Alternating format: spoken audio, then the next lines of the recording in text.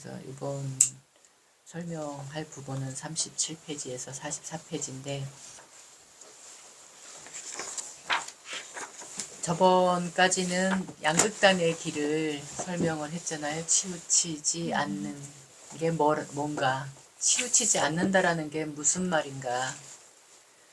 욕망에도 치우치지 않고 그 욕망을 억누르느라고 애를 쓰는 금욕의 길도 치우치지 않는, 그냥 단순하게 좋다 나쁘다에 치우치지 않는다는 게 아니라 우리 세상에는 두 부류의 사람이 살고 있는 거예요. 보통 욕망을 지나치게 쫓아가는 거죠. 우리가 흔히 세상에서의 욕망은 뭐가 있냐면 오욕락이라고, 그래서 기본 욕망은 동물들한테도 세 가지가 있어요. 우리도 동물이니까 그 세 가지, 그걸 근데 근본 욕망, 또 다른 말로는 본능욕이라고 해요. 본능욕이 세 가지가 있어요. 이게 뭘까요? 먹는 거, 자는 거, 식욕, 수면욕, 명예욕. 기본 욕망 세 개는 식욕, 수면욕, 성욕. 그게 세 가지가. 그래서 동물들 요 무렵이 이제 그 고양이들이 한참 짝짓기 하는 철이라서 겨울 지나고 나서 봄 되면서 얘네들이 이제 또 막 시끄럽게 울기 시작하잖아요. 그건 본능욕인 거예요. 종족 번식을 위한 본능. 동물들은 우리가, 그러니까 인간이라는 동물 빼놓고는 나머지 동물들은 그 주기 때만 짝짓기를 해요. 그러니까 흔한 말로 발정기 때만. 근데 인간은 안 그렇죠. 그거하고 상관없이. 그래서 본능욕이라고만 볼 수가 없어. 감각의 욕망인 거죠. 거기에다가 이제 명예욕이랑 재물욕이 두 개가 더 붙어요. 명예를 위해서라면. 근데 그 명예도 그냥 정말 누가 봐도 정말로 훌륭한 분이어서 이름을 드날리는 그런, 누가 주는 명예가 아니라 자기 스스로 자기 이름을 내세우고 나는 누군데 하고 이렇게 그냥 목에 힘주려고 하는 그 명예. 이 인간 세계에서의 명예욕은 다른 게 아니라 권력욕이라고 봐야 돼요. 그냥 단순한 명예, 여기서는 명예라는 이름을 썼지만 그냥 명예가 아니죠. 우리 명예 전당 뭐 이런 얘기할 때 그 명예는 정말로 대대손손, 정말 뭐 100년, 200년, 1000년, 2000년이 흘러도 이분은 참 훌륭하셨다라고 생각되는 분들이 그 이름, 명예, 이름값을 하잖아요. 근데 지금 세상에서는 그런 게 아니죠. 내 이름 앞세워서 힘을 휘두르려고 하는. 예, 그래서 여기서 얘기하는 거는 권력욕이라고 봐도 무방해요. 그리고 이제 재물욕, 정말 돈을 위해서라면, 돈이 생기는 일이라면 사람 죽이는 일도 서슴지 않고 자기 부모, 형제도, 친구도, 자식도 죽이잖아요. 그럴 정도로 이거는 그냥 뭐 거의 단순한 욕망이라고 이름을 붙이기에는 지나칠 정도로 그냥 거의 악마의 수준으로 있는 사람들이죠. 그러니까 그 정도가 다를 뿐이지 사실은 이런 욕망에 다 끌려다니고 욕망에 휘둘리면서 사는 부류가 하나 있어요. 그걸 욕망의 삶 또는 욕망의 길이라고 얘기를 해요. 근데 이런 거를 아주 하찮게 여기려고 노력하고 하찮게 보려고 애를 쓰고, 그래서 그 욕망을 억누르고 다스리는 데에 힘을 쓰는 또 부류가 있어요.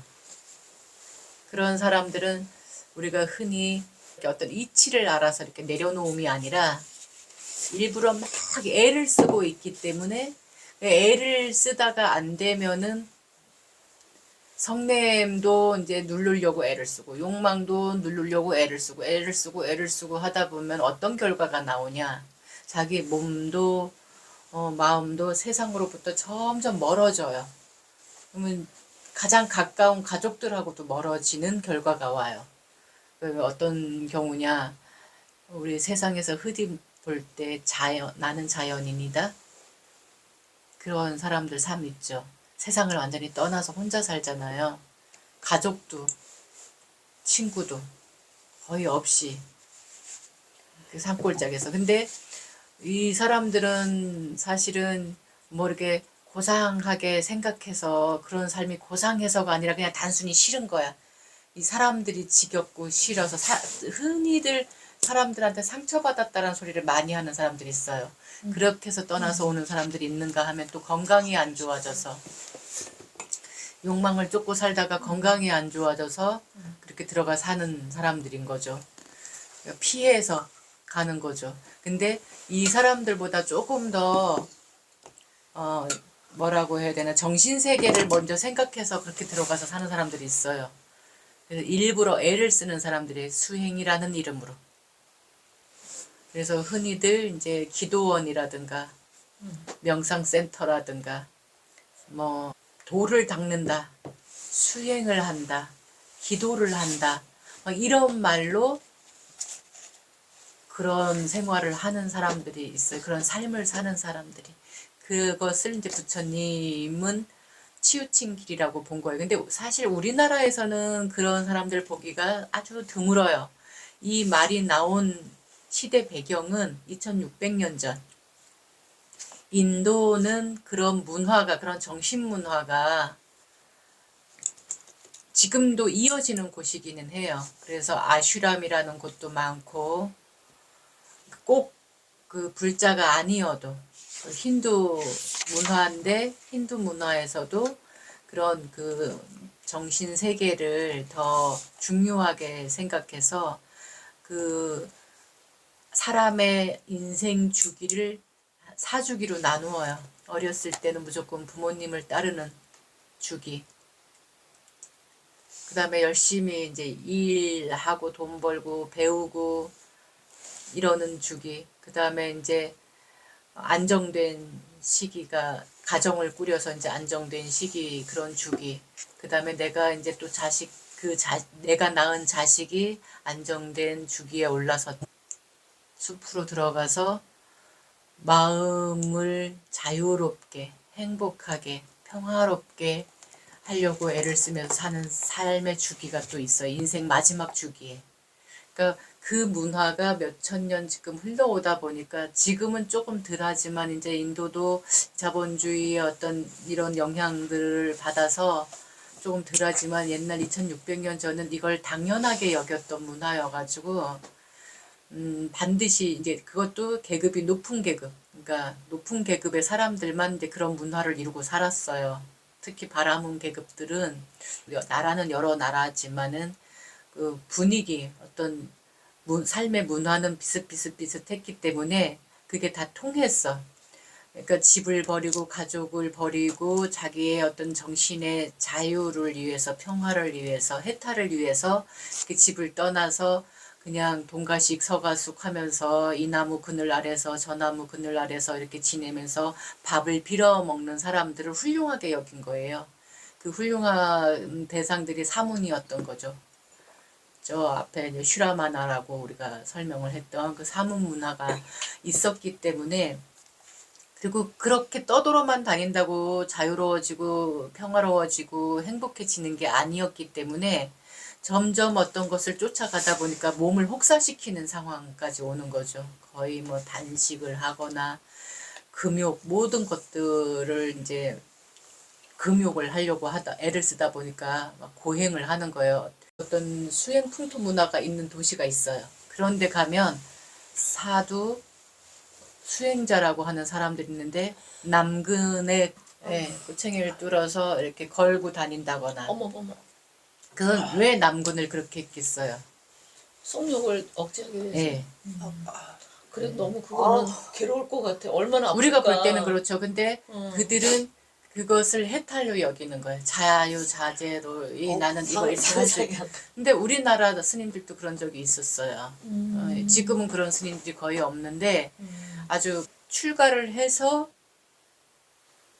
절집에서 살고 있고 수행을 하고 있어도 이 성욕이 본능으로. 예. 한참 젊으신 분들. 예, 이 성욕이 저절로 그거는- 없어지는 게 아니잖아요. 그렇죠. 내가 이 그거는- 옷을 입었다고 저절로 사라지는 게 아니잖아요. 그러니까 막 밤에 자다가 몽정을 하기도 하고 여인이 그립기도 하고 이러니까 그 남근을 자르는 스님도 있었어요, 옛날에는. 그러니까 우리나라도 그런 스님들이 있었단 말이에요. 이런 거를 얘기하는 거예요. 부처님은 이걸 안 하기 위해서 애를 쓰느라고 자기 몸을 폭사시키는 일을 하는 거를 고행 금욕의 길이라고 보신 거예요.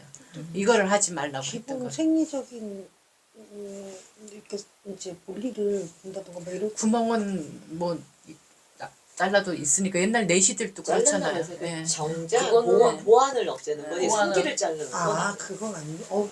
아니 성기를 잘리기도 하고. 성기를 예. 잘라- 예전에 내시들은 그 고안을- 네. 고안을 예, 여기 우리 그 고전에 보면은 우리나라 스님들은 성기를 자른 거였어. 남군을 자르는 걸로 해결이 될 거라고 생각을 하고 너무 이제 이게 왼수 같은 거지. 이게 끌어오르는 것이 성욕이 끌어오르는 것이 마치 마구니가 나를 괴롭히는 것처럼 느껴지니까 자르면은 그 일이 없을까 하고 잘랐는데 안 그렇다는 거. 이건 정신 세계이기 때문에. 아 네, 남근을 잘랐다고 그게 해결되지는 않아요. 그러니까 부처님도 그걸 아신 거예요. 저렇게 6년 동안 고행을 해보니 고행으로서 해탈이 오지는 않더라라는 것을 체험을 하시고 이 길도 가지 말고 이 길도 가지 말아라 얘기를 하시고 그러면 우리가 가야 할 길은 뭐냐? 중도.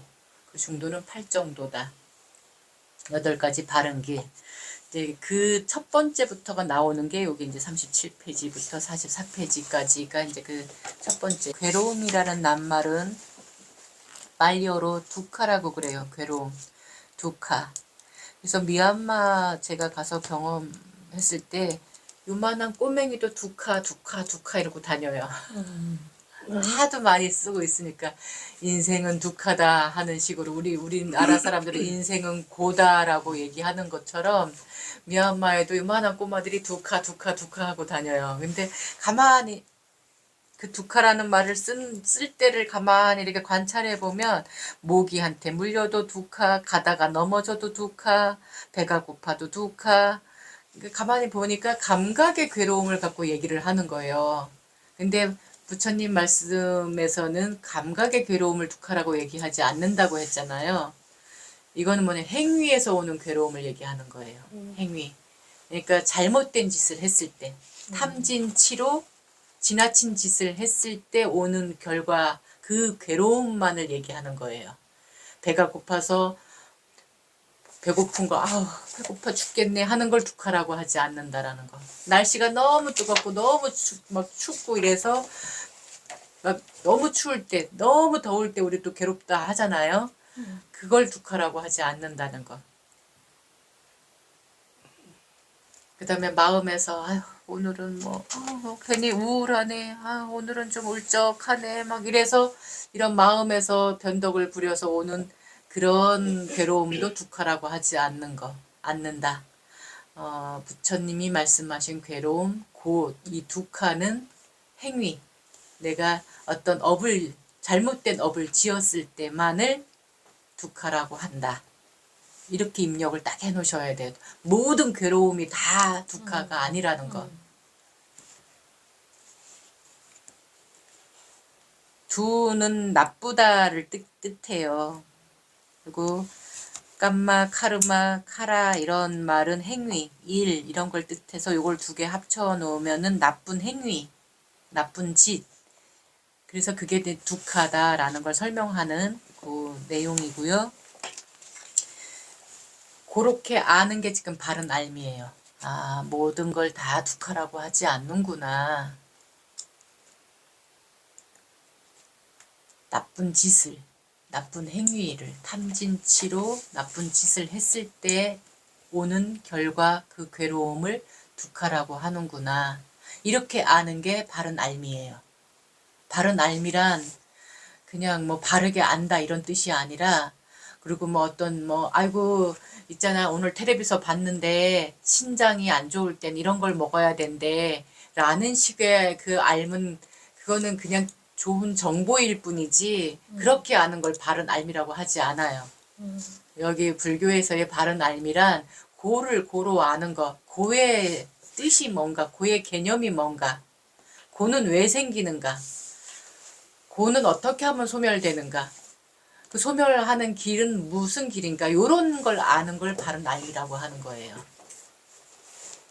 그러니까 단말을 제대로 아느냐 모르느냐의 그 바른 암 기준은 그거예요. 단마, 부처님 가르침을 제대로 아는 게 바른 알미라고 보시면 돼요. 걷기 운동할 때 이렇게 걷는 게 좋대, 뭐 이런 식으로 아는 거는 그냥 지식이다, 이렇게 아시면 돼요. 그런 암 속에서 생각하는 것을 이제 정사유, 바른 생각이라고 하는 거예요. 바른 이 단마가 내 삶의 중심으로, 가치관으로 서지 않으면 누가 이런 말을 하면 거기에 휘둘려 가고, 누가 저런 말을 하면 그렇게 휘둘려 가요. 왜? 내 생각이 안 들어가니까. 바른 생각이 안 들어가니까. 바른 판단을 못 하잖아. 바른 생각을 못 하니까 흔들리죠. 휘둘려 가는 거예요. 옳은 것 같거든, 맞는 것 같거든, 저 사람 말이.